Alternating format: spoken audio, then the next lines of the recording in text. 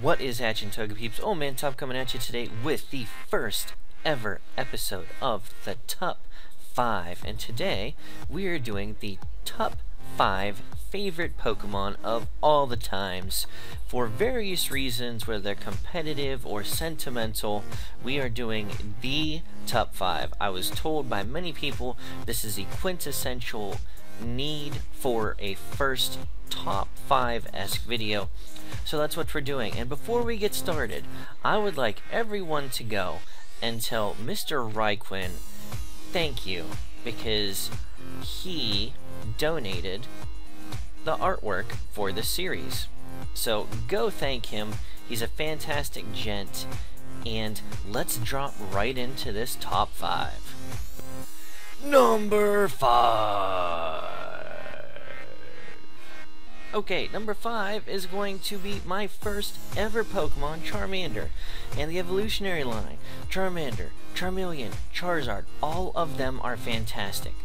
Aside from it being my first Pokemon, the sentimental value of it being up there for me, it's my all-time favorite starter. And now that we have Charizard Y and Charizard X in the Mega forms, it's even competitively viable despite the presence of Stealth Rocks. So Charmander, Charmeleon, and Charizard, my all-time favorite starter, coming in at number 5.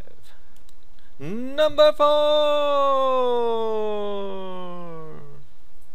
Okay, coming in at number 4 is one of my all-time 4th-gen competitive Pokemon, and that's Lantern. Back in the day, me and my boy Lantern used to just wreck shop. It's bulky as all get out. Nobody expects it to be bulky, and it had plenty of sets you could run. Granted, most of them, if not all of them, were on the special side, but I mean, you've got access to T-Bolt. You've got Scald now, which it didn't have back then, but it had Hydro Pump, Surf, Thunderbolt, Discharge. I think it can even Volt Switch now. You could get the Parafusion going with Confuse Ray. Just a fantastic mon, and actually the only electric type spoilers, which is my favorite type, on this list. So Lantern is number 4. Number 3. Coming in at number 3 is probably my all-time favorite water type, and that is going to be Lapras. I've always loved Lapras. It's been one of my favorite Pokemon for a really, really, really long time. I mean, just look at the thing. It's beautiful. You can ride it around. It gets the actual sprite animation in a handful of the generations when you're surfing on it, and it's just fantastic. I mean, the entire point of Lapras is so you can ride on its back to go places. It was built around the idea of Surf, or Surf was built around the idea of it.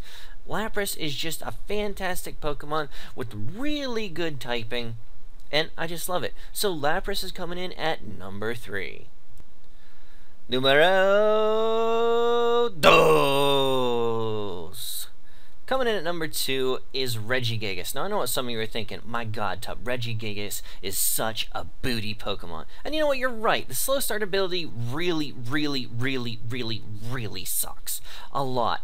But the reason I love Regigigas so much is kind of the mythology behind it, the fact that it drug the continents around on its back with a chain. I mean, that is power. Not only that, but those of you who have been friends of the Tuperius line of YouTube channels know that I used this in a Hackmon battle way back in the day against my friend Latino Panda, and I just wrecked his face with it, and it's been one of my favorite Pokemon for a long time, despite its lack of competitive fervor. So Regigigas is going to be bringing in number 2. Okay guys, we have saved the best for last. We are at the top of the mountain. We have climbed, and we are looking at the Pokemon who levitates above the rest. That's right, we are at the apex, the apogee, the pinnacle of perfection, the peak of Pokemon. Who are we talking about? Well, just like the Blue Oyster Cult says, we are not going to fear the Reaper. He is going to be our new best friend. Who could we talking about? There's a couple Pokemon that fit that description. We're talking about the one and only Duskull. Not Dusclops, not Dusknoir. Duskull. I mean, just look at this guy. He's got that cute skull face with that single floating eye and that black Grim Reaper robe. Look at him. He's adorable. How can you not love Duskull? He might have a little bit of a creepy Theorymon behind him, but other than that, you know, it's okay. Those are just rumors. But, I mean, this thing's just cute. It's adorable. It's got a fantastic type. It has a fantastic ability. And I just love it. It's cute. It's fun. And it's something that actually in my Omega Ruby... No, I didn't have Omega Ruby. My daughter did. My Alpha Sapphire playthrough, I caught a shiny Duskull in that little fiery path or jagged pass or whatever the heck it's called.